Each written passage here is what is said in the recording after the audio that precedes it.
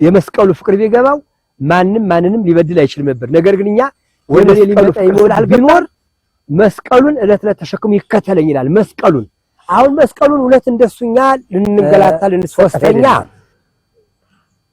ፊቱን በጥፊ መተውታልኝ። አራተኛ በሽመል ወይም በዘንግ ራሱን መተውታልኝ። አምስተኛ ምራቃቸውን ተፍተውበታልኝ። እዚያ በኋላ በ35ኛው ቀን ይሄው ጥንት ጠላታቸው ዲያብሎስ ከእግዚአብሔር የተላኩ መልአክ ነው ጸሎታቸውን እግዚአብሔር ሰምቷቸዋል ብሎ ውጡ ብሎ እንዳስወጣቸው ሃሌሉያ ደብረ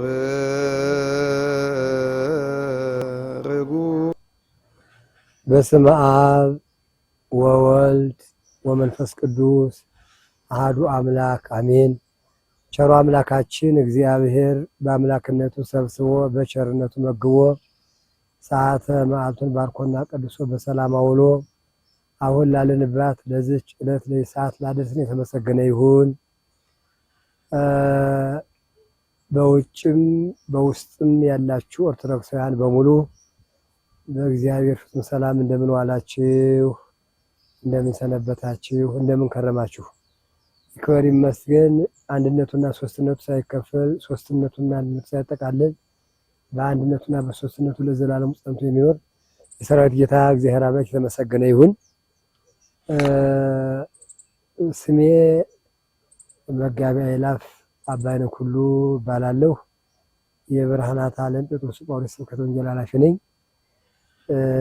እንግዲህ አሁን ለተወሰነች ደቂቃ ስለ ስቅለቱ ነው የምንማማረው።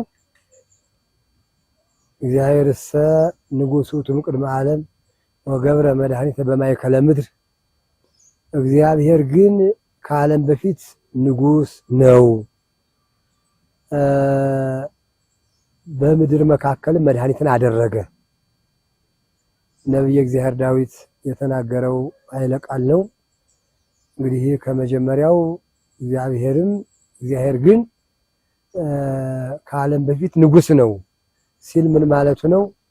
ቅድመ ዓለም ከአብና ከመንፈስ ቅዱስ ጋር ህልው ሆኖ እንደኖረ በኋላም ደግሞ ከአብና ከመንፈስ ቅዱስ ጋር ሆኖ ዓለምን እንደፈጠረ በዓለም ውስጥም እንዳለ ዓለምን ማሳልፎ እንደሚኖር ነው ይህንን ቃል የተናገረው። ይህንን ካለ በኋላ ደግሞ ወገብረ መድኃኒተ በማእከል በምድር መካከል መድኃኒትን አደረገ ይላል። እንግዲህ ከሰማይ ዝቅ ከመሬት ከፍ ብሎ እንደተሰቀለና ለ5500 ዘመን የነበረውን የጨለማ ዘመን እንዳበራልን ነው የሚነግርልን። ይህንን ቃል ነብየ እግዚአብሔር ዳዊት የተናገረውን ደራሲው አባ ስብሐት ለአብ ምን አለ? ተፈጸመ ተስፋው በማርያም ድንግል ወበቀራንዮ ተተክለ መድኃኒት መስቀል። የአባቶቻችን ብሎም የአዳምና ሔዋን ተስፋ የአባቶቻችን የአብርሃም የይስሐቅ የያዕቆብ የነ ሙሴ የነ አሮን እንዲሁም የነ ኢያሱ የነ ካሌብ የነቢያት ትንቢት በድንግል ማርያም ተፈጸመ ተከናወነ ይላል። ካለ በኋላ ወበቀራንዮ ተተክለ መድኃኒት መስቀል መድኃኒት መስቀል በቀራንዮ ተተከለ ብሎ ተርጉሞታል። ይህን ነብይ እግዚአብሔር ዳዊት የተናገረውን እርሱ ደግሞ ደራሲ በሚገባ ተርጉሞታል። እንግዲህ ተፈጸመ ተስፋ አበው በማርያም ድንግል የሚለው ተስፋ አበው የሚለው አንደኛ መጀመሪያ ቅድሚያው ተስፋው አንቺው ተስፋው ለአዳም እንዳለው አባ ሕርያቆስ የአዳም ተስፋው አንቺ ነሽ ባለው መሰረት እንግዲህ የሰው ልጅ መቼም አድርግ የተባለውን ከማድረግ ይልቅ አታድርግ የተባለውን ለማድረግ ነው የሚፋጠነው። እግዚአብሔር አምላክ አዳምና ሔዋንን ከአራቱ ባህሪያት ሥጋ ከሶስት ባህሪያት ነፍስ ፈጥሮ ልጅነትን ሰጥቶ አክብሮ አዳምን በ40 ቀኑ ሔዋንን በ80 ቀኗ ወደ ገነት እንዳስገባት ታሪክ ይነግረናል። ይሁን እንጂ ለ7 ዓመት ምግባቸው ፍራፍሬ ልብሳቸው ብርሃን ሆኖ ለ7 ዓመት እንደጸኑ ነው። ታዲያ ከዚያ ከገነት በገቡ ጊዜ ጌታችን እግዚአብሔር አብ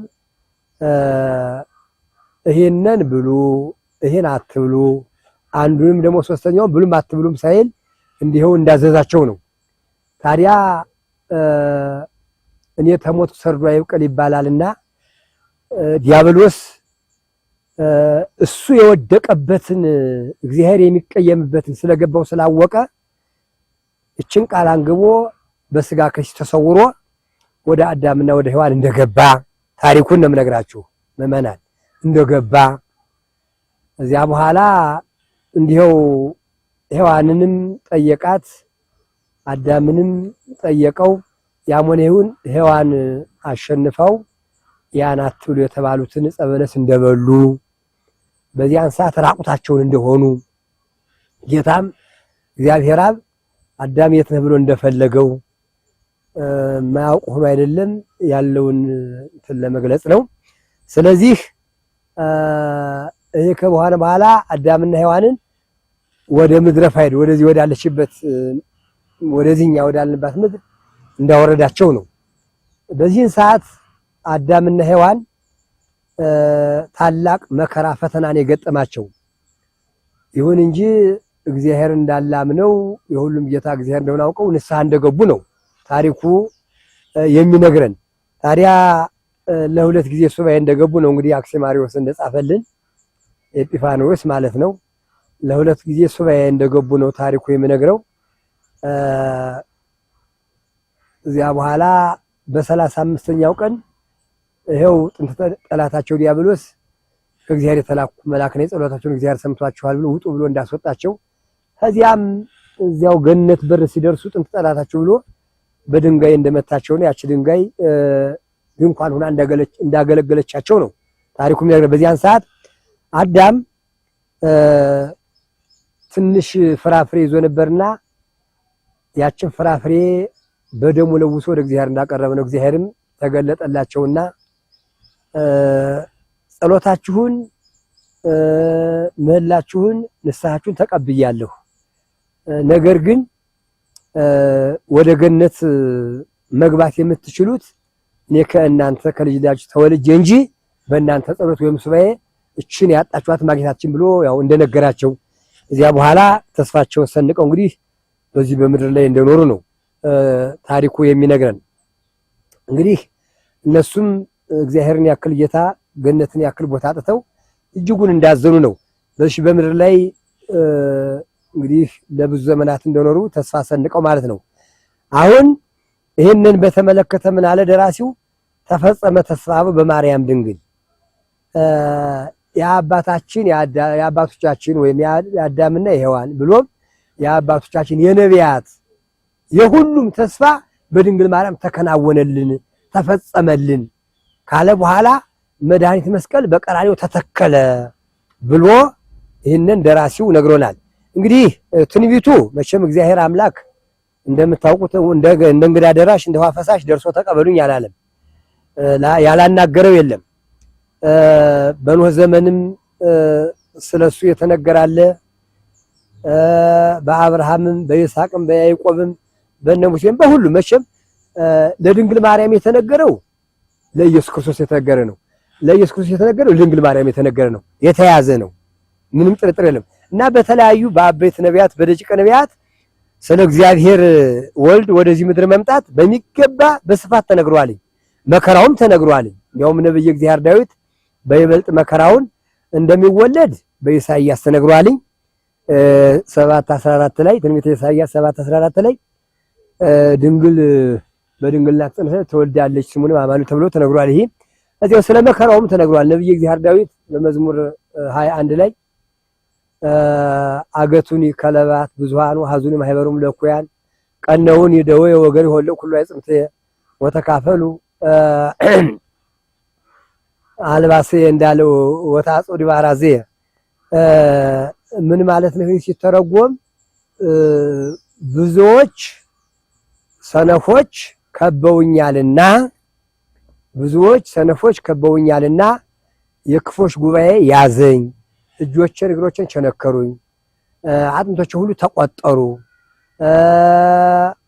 ልብሴንም ለራሳቸው ተካፈሉ፣ ቀሚሴንም ዕጣ ተጣጣሉበት ብሎ ያው ኢሳይያስ አሁን ነብዩ እግዚአብሔር ዳዊት ለእርሱ ወይም በሱ እንደተከናወነ አድርጎ ነው የተናገረው። ነገር ግን ስለ እግዚአብሔር ወልድ የተናገረው ይህ ነው። እንግዲህ መከራው እንግዲህ ጌታችን አምላካችን መድኃኒታችን ኢየሱስ ክርስቶስ በዚህ መንገድ ይህንን ትንቢቱን አንግቦ ከሶስቱ አካል አንዱ አካል እግዚአብሔር ወልድ ከሰማየ ሰማያት እንደወረደ ያለ ዘራ ከድንግል ማርያም እንደተወለደ እንደተጠመቀ 40 ቀን 40 ሌሊት እንደጾመ 3 ዓመት ከ3 ወር እንዳስተማረ ከዚያም እንግዲህ በቀራንዮ በመስቀል ላይ እንደዋለ ነው የምናየው። እንግዲህ አሁን የመስቀሉን መንገድ ስናይ መከራው እጅግ የጸና ነው። የመስቀሉን መንገድ ፍኖተ መስቀል የሚለው የመስቀሉን መንገድ እጅግ የጸና ነው።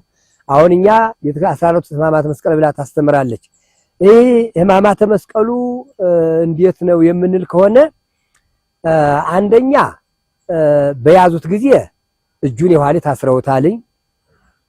ሁለተኛ ጀርባውን በጅራፍ ገርበውታልኝ።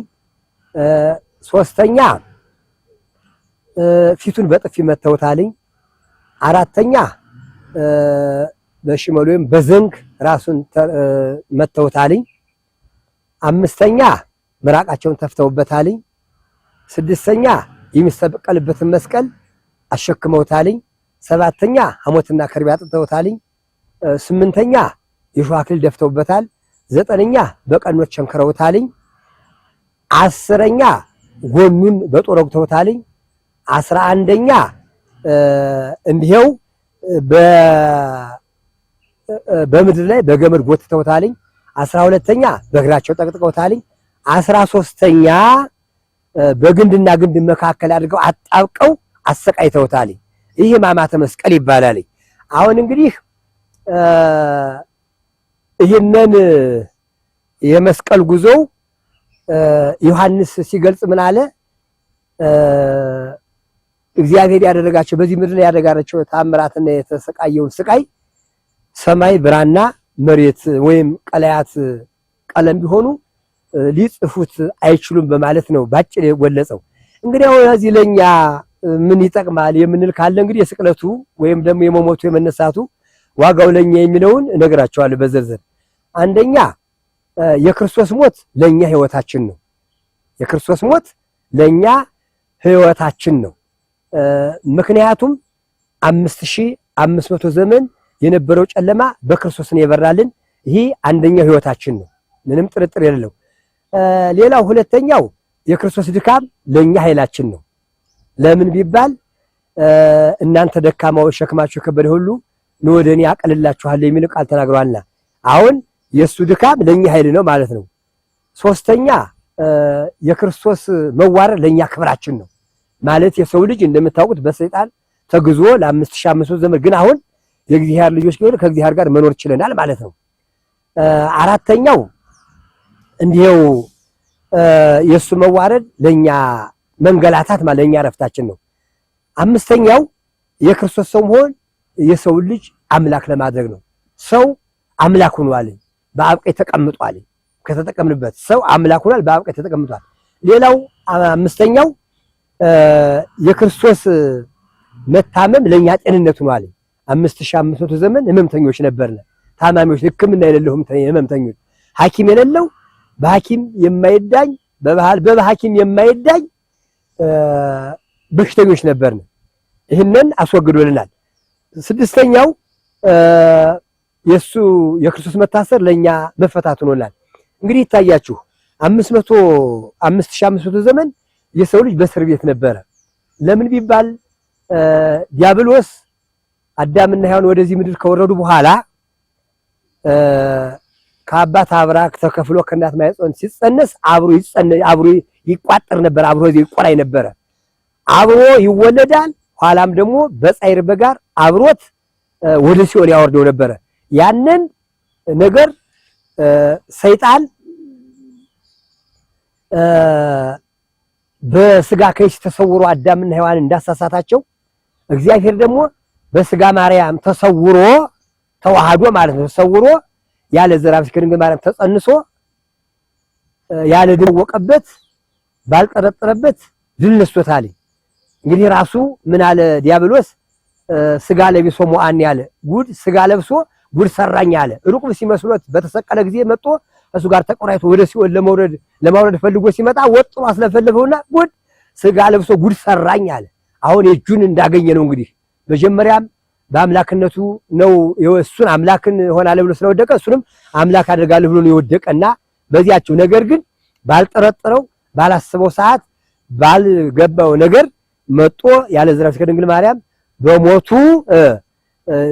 የስጋን በሞቱ የነፍስና የስጋን ጥፋት አድኖናል። ከነፍስና ከስጋ ጥፋት ሰውሮናል ማለት ነው። በሞቱ ሙቶ እንግዲህ መቼም እውነት ለመነጋገር ሙቶ ማሸነፍ የሚገርም እንትን ነው። እንዲያው ይገርመኛል። ሰው ጠላትን እንዲያው በእውነት ለመነጋገር ተደብቆ ወይም ፊት ለፊት ተጋፍጦ ይገሉታል እንጂ እንዲው ለምኖ መግደል የሚገርም ነገር ነው። የማቴዎስ ወንጌል ምዕራፍ 18 ምን ይላል? ጭፍሮቹም ይላልኝ ወደዚያ ወደ አለበት ወደ ጸሎት በሚጸልይ ቤት በሆነ ጊዜ እሱም አወቀባቸውና ወደ እነሱ ወደ ማን ትፈልጋላችሁ አላቸው። የናዝሬቱ ኢየሱስ እኔ ስላቸው ተፈነጋግለው ወደቁ። አሁንም ተነሱና ማንን እኔ ነኝ እኮ አልኳችሁ ተፈነ በሶስተኛው እንድንዝፍ ፈቀድልን ብለው ነው እንግዲህ ለምነው የገደሉት ማለት ነው። ይሄ የመጣበት ዓላማው መሆኑን በዚህ አምላክነቱን ከሃዲነቱን አስተዋውቆ ለነሱ ካስረገጠ በኋላ እነሱም እባክህ ፍቀድልን ብለው ምንም የመጣበት ዓላማ ቢሆን ፈቅዶላቸው ነው ያዙት ማለት ነው። እና በዚህ መንገድ ተጉዞ ነው በሞቱ የነፍስን ሞትና የስጋን ሞት ያጠፋልን ማለት ነው። አሁን ነፍስና ስጋ ስላችሁ እናንተ አሁን እኛ ምንለው ስለ ነፍሳችን ብቻ አይደለም፣ ስጋም ነው። ለአሁኑ ለጊዜው ስጋ ወደ መቃብር ነፍስ ወደ ገነት ወይም ወደ ሲኦል ነው የምትሄደው። በአፈጻጸም ግን በዚያን ሰዓት በመንግስተ ሰማያት በሚመጣበት ጊዜ ግን ነፍስም ስጋ በአንድ ላይ ሆነው ነው የሚከብሩ የሚወረዱ። ስለዚህ አሁን በሞቱ ሞትን ድል ነስቶልናል ማለት ነው። እና ስለዚህ እንግዲህ ምዕመናን አሁን ጥያቄ ሁላችንም ብን ለማን ሞተ? ስለኛ ለምን? እኛ እንግዲህ እሱ ስለኛ ከሞተ እኛስ ምን እያደረግን ነው ማየት አለ። መቼም የእግዚአብሔር ለሰው ልጆች ያደረገውን ውለታ አንድ ሰው ቢያውቅ ቢረዳ ቢመረምር የመስቀሉ ፍቅር ቢገባው ማንንም ሊበድል አይችልም ነበር። ነገር ግን እኛ የመስቀሉ ፍቅር ስላልገባን እንዲሁ አንዷን ሲያሳድ ይኖራል እና ሁላችንም ስለኛ ከሞተ እኛ ደግሞ ምን ማድረግ አለብን ብለን አሁን እንግዲህ በዚህ እኛ የሚጠበቀው ምንድነው የሚለው እንግዲህ አኮ ሁሉ ዘይብለን እግዚኦ ዘነው ለገብር ፈቃዱ ላይ አቡየ ዘበሰማያት ራሱ ባለው የአባቴን ፈቃድ የሚያደርግ እንጂ አቤቱ ጌታ ሆይ የሚል ሁሉ መንግስት እግዚአብሔር ሊገባ አይችልም ባለው አምላካው ቃል መሰረት የአባቱ ፈቃድ እንግዲህ እኛ ምን ማድረግ እንዳለብን በመልካም ስራ ተጠምደን መኖር እንዳለብን ብሎም ደግሞ የሉቃስ ወንጌል ምዕራፍ 9 ምን ይላል? ለሁሉም እንዲህ አላቸው ይላል፣ ወደኔ ሊመጣ የሚወድ ቢኖር መስቀሉን ዕለት ተሸክሞ ይከተለኝ ይላል። መስቀሉን አሁን መስቀሉን እውነት እንደሱኛ ልንንገላታ ልንሰቀል አይደለም። መስቀል በእውነት መኖር መስቀሉ መሸከም በእውነት መኖር ነው። ከዚህ ውጭ ያለ ሰው በእውነት ከኖረ ደግሞ እንግዲህ መልካም ነገር ነው የሚሰራና በእውነት ንረን የመስቀሉን ፍቅር ገብቶን የተቸገረውን እንድንረዳ የተራበውን እንድናበላ የተጠማውን እንድናጠጣ የታረዘውን እንድንላብስ ጥሪ ቀርቦልናል ማለት ነው። እናኛ መስቀሉን መሸከም ማለት ይሄን ካረግነ መስቀሉን መሸከም ማለት ይሄ ነው። ከዚህ ውጭ የለም። ከኛ የሚጠብቀው እግዚአብሔር እንደሱ 6666 ጊዜ እንድንገረፍ አይደለም እንድንገላ አይደለም። ለኛ ባጭር ጊዜ ባጭር ነገር ምን ጸድቅበትን አዘጋጅቶልናል። ስለዚህ አሁን ምዕመናን የመስቀሉ ፍቅር ከገባን ውለታው ከገባን እንዲሁ መተሳሰብ እንዳለብን ነው መረዳዳት። መቼም እውነት እንዲሁ አንድ ምስጢር ልንገራችሁ። ኦርቶዶክሳውያን የሆነ ሁሉ በዘረኝነት ወጥመድ ካለነ እንደማንጸድቅ እውነት ነግራቸዋለሁ። ኦርቶዶክሳውያን እኛ አባታችን እግዚአብሔር አብ እናታችን ድንግል ማርያም የአንድ አባት የአንድ እናት ልጆች ነንና በዘረኝነት ገመድ የታሰራችሁ ከዚህ ከዘሬ እንድትወጡ ጥሬን አቀርባለሁ። ዘረኛ የመንግስት እግዚአብሔርን አይወርስም። ወስብሐት ለእግዚአብሔር ወለወላዲቱ ድንግል ወለመስቀሉ ክቡር። ይትሐኮስሙ ለእግዚአብሔር ወትረ በኩሉ ጊዜ በኩሉ ሰዓት